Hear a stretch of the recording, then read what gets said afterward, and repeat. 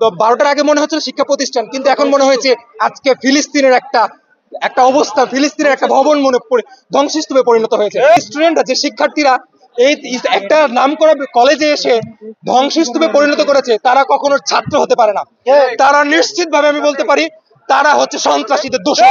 আগামী 48 ঘন্টার ভিতরে এদেরকে আইনের আওতায় এনে দৃষ্টান্তমূলক শাস্তির ব্যবস্থা করতে হবে, যেন এইরকম শিক্ষা প্রতিষ্ঠানে দ্বিতীয়বার এই নজির যেন তারা না রাখতে পারে। একটি অ্যাম্বুলেন্স ছিল, একাধিক প্রাইভেট কার ছিল, পেছনে আমাদের আছে। পুরো ক্যাম্পাসের প্রত্যেকটা seat bench, black white board, সাথে ফ্যান যা ছিল মোটামুটি এটা ধ্বংসস্তূপে পরিণত করেছে।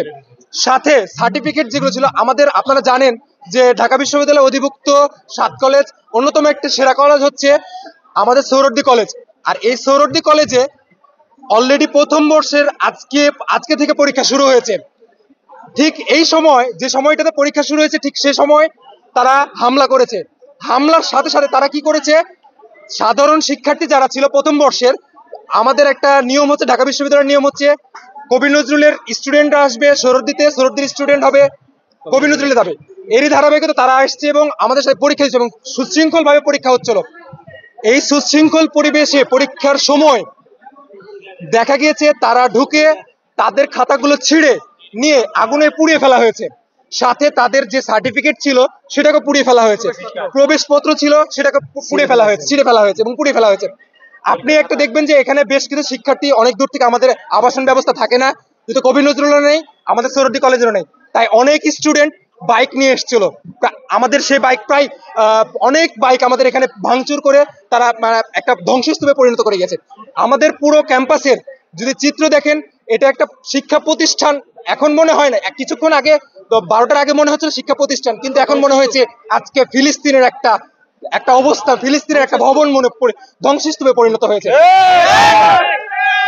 এই জায়গা থেকে সাধারণ শিক্ষার্থীদের থেকে এই জায়গা থেকে জানাতে চাই, যারা এর সাথে জড়িত ছিল তারা সকলকে আইনের আওতায় এনে আমরা একটি কথা স্পষ্ট জানাতে চাই, যারা শিক্ষার পরিবেশকে নষ্ট করেছে তারা কেউই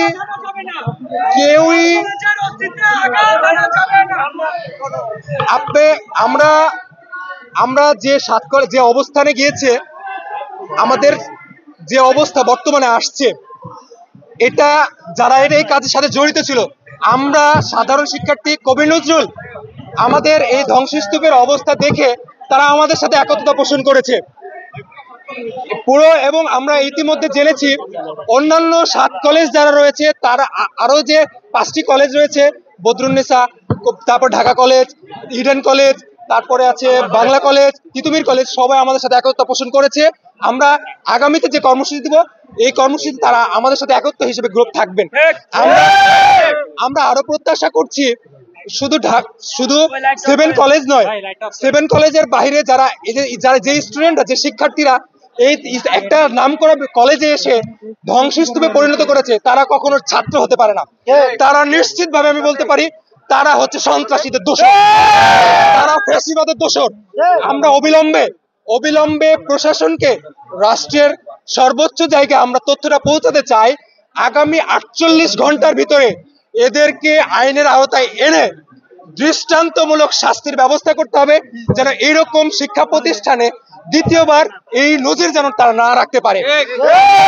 প্রতিটা ছাপ, আমাদের এই ক্যাম্পাসটা হচ্ছে সবুজের লাল ইটের বাতিঘর, সবুজের ভূমি। আমাদের এই পুরো ক্যাম্পাসটা আজকে ধ্বংসস্তূপে পরিণত হয়েছে।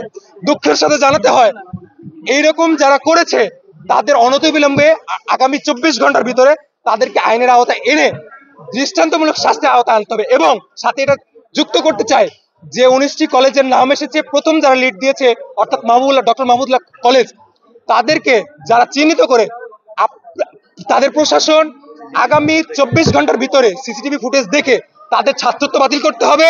ছাত্রত্ব বাতিলের সাথে তাদেরকে স্থায়ী বহিষ্কার করতে হবে এবং তারা যেন কোথাও কোনোভাবে শিক্ষা গ্রহণ করতে না পারে।